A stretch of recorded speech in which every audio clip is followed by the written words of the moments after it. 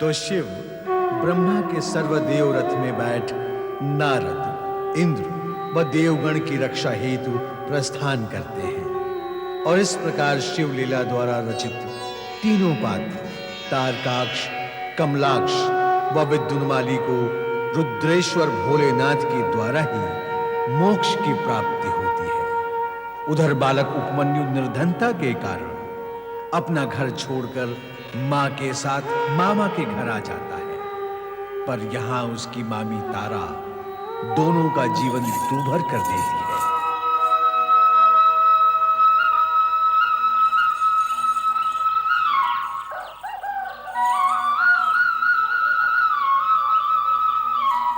अरे अरे अरे अरे, ला मुझे दे। भाभी, थोड़ा सा दूध उपमन्यु को दे देती। बहुत दिनों से इसने दूध नहीं पिया है। बहुत दिनों से नहीं पिया तो क्या हुआ? इसके पेट में पीड़ा हुई? नहीं हुई ना? तो बस, और बहुत दिन तक नहीं पिएगा तो कुछ नहीं होगा इसे। हाँ? विधाता तेरी रक्षा करे बेटा। भाभी, थोड़ा सा दूध दे देती तो तुम्हारा बहुत उपकार होता। देखो ननन जी, दूध के लिए गाय चाहिए, गाय के लिए धन, और धन के लिए भाग्य चाहिए, और वो तुम्हारे पास है नहीं। वो होता तो तुम यहाँ क्यों आती? अब तुम्हें समझ लेना चाहिए कि तुम्हारे भाग्य में दूध है ही नहीं। हाँ?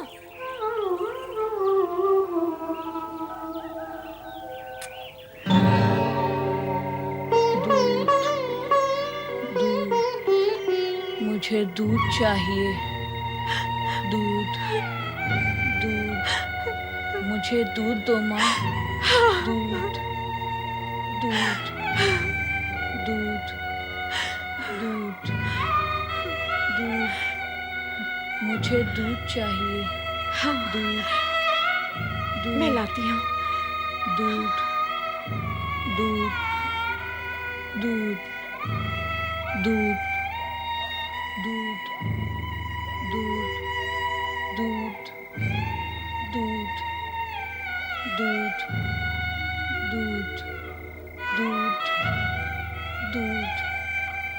दूध, दूध, दूध, दूध, दूध, दूध, दूध,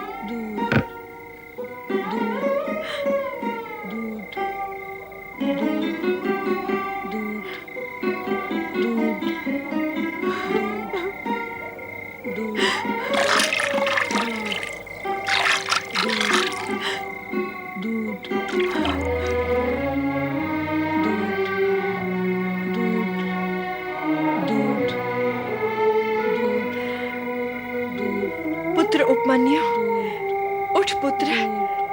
देख, मैं तेरे लिए क्या लाई हूँ। उठ, दूध पी ले पुत्र। दूध? हाँ।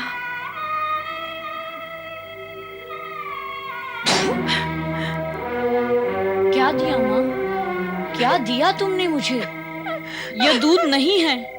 तुमने क्या किया मेरे साथ? क्यों किया ऐसा? बोलो, क्यों किया ऐसा?